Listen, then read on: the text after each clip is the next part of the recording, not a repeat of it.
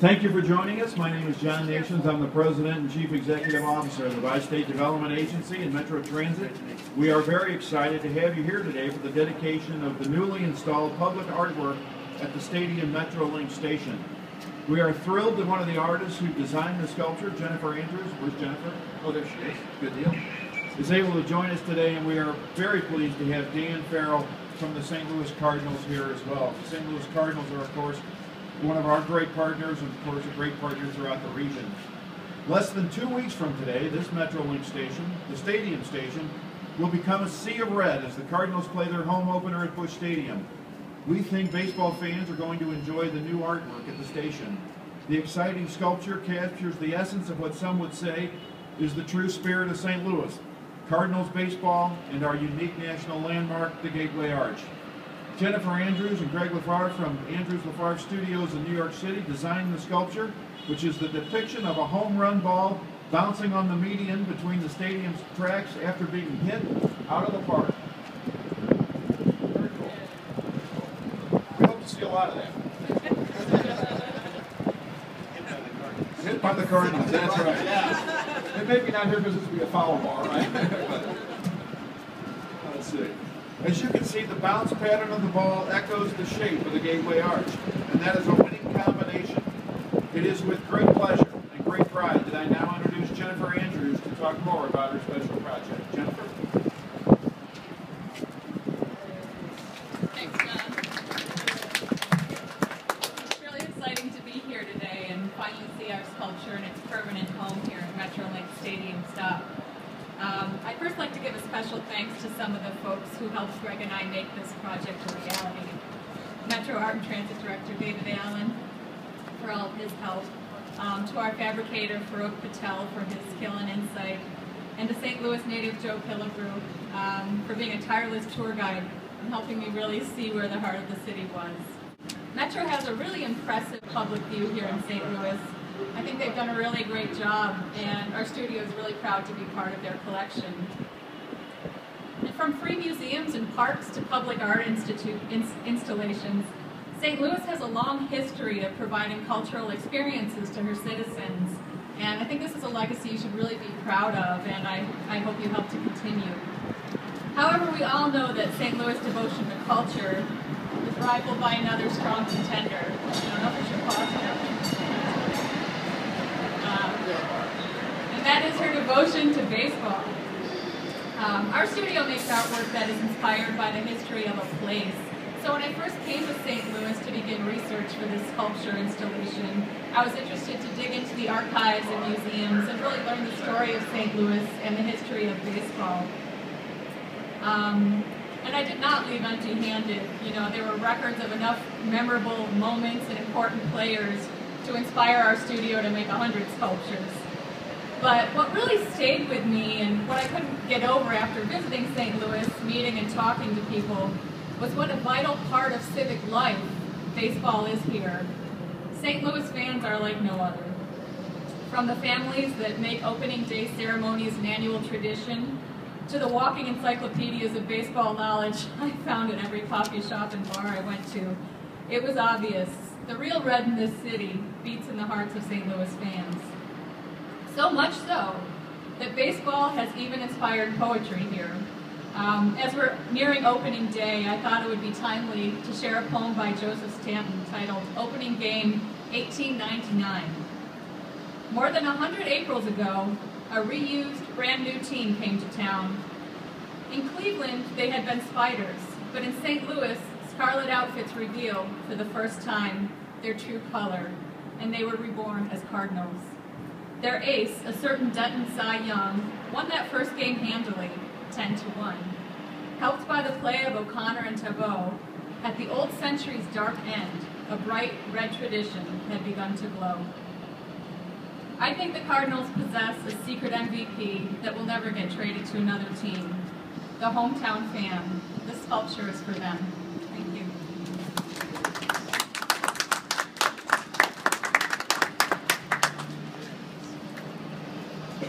Well, thank you, Jennifer. LeFevre Studios has created more than 200 site-specific public art installations for corporate and public art programs and private institutions, and this is their 9th in a transit environment. So congratulations and thank you. I would also like to recognize the Metro team who worked hard on this project, and especially Arts and Transit Director David Allen, and Senior Vice President of Engineering and New Systems Development, Chris Taylor. And we're also delighted to have our head of MetroLink operations, Scott Grott, in the back. He's always standing in the back hoping I don't say his name. That's the kind of guy he is.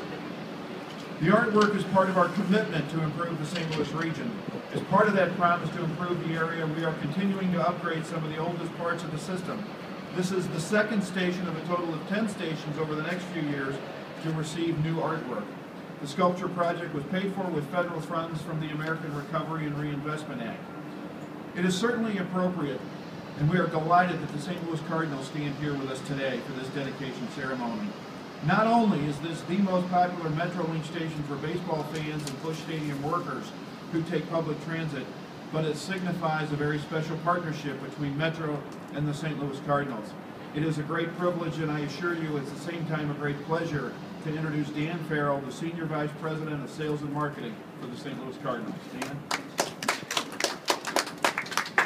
Thank you very much. Well, the Cardinals, on behalf of the Cardinals, we're very honored to be here, and I want to congratulate Jennifer, not only on her artistic and sculpture ability, but as a speaker. I think we could hire you to come make an opening day speech for us. That was very inspiring, and the words that Jennifer spoke on, the Cardinals, we are very fortunate to be, as she said, part of the heartbeat of this city. We don't take it for granted. We work very hard to make sure that we fulfill that obligation, and this MetroLink, the design here, it's a great improvement to the station, and it's just wonderful to have that baseball theming here.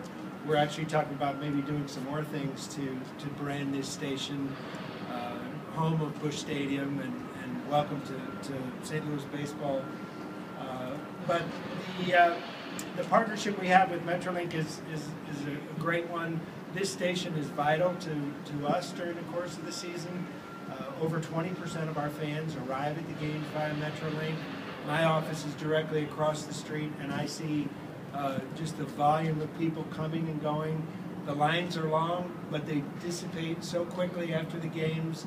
Metro does a great job of putting extra cars and operators in service during the extended hours and for extra inning games. So it's vitally important to us for our business, and I think it's vitally important to our city to have such a great mass transit system. So we're honored and proud to be part of this, and thanks for the sculpture. We look forward to it. Thank you. Train's on time. We are always on time. That's what Scott's proud of. Dan, thank you very much. We are certainly proud to partner with the Cardinals as they join us in celebrating this important milestone. It's kind of funny to be here in St. Louis and talk about the Cardinals because baseball is like a universal language here. Not long after the 2011 series, I was speaking at an event in another state, and the head of the Dallas system was there. And I go up and say, "Hi, I'm John Nation from St. Louis," and he said, "David Freeze? Are you kidding?" Well, that's the way it goes. Nobody will ever forget being 6. It's important to note that 50 years ago next month, on April 1st, 1963, next Monday, the Bi-State Development Agency officially got into the public transit business with buses and streetcars. In the early 1960s, there were 15 separate public transportation systems in St. Louis operating in a variety of areas. Monday marks the 50th anniversary when the Bi-State Development Agency purchased those 15 separate companies and consolidated it into the award-winning system that you now see. To celebrate the 50th anniversary of MetroBus, one lucky person will win 4 tickets to the Cardinals home opener on April 8th. Earlier this week, Metro ambassadors handed out postcards to enter the drawing at selected transit centers. If you didn't get a postcard, you can still enter the drawing by going to our website, metrostlouis.org. The deadline to enter is Monday, April 1 at 4 p.m. Next Wednesday, April 3rd, during a special 50th anniversary event at our Civic Center Transit Center, Fredberg, will help us draw the name of the person who will win those grand prize tickets for the home opener. The winner will be contacted by phone or email, and the tickets will be waiting for the lucky winner at Will Call at Busch Stadium on April 8th. We will also be giving away other Metro items celebrating the 50th anniversary. Enter once and your name will be put in the drawing for all the prizes. Again, for me, for my Board of Commissioners, and for all of us at the Bi-State Development Agency and Metro Transit, thank you all for being here today. We appreciate your interest in our Arts and Transit program. We're grateful to you, Jennifer, for your inspirational work, and Dan, we're grateful for our partnership with the St. Louis Cardinals. Thank you all very much for coming today.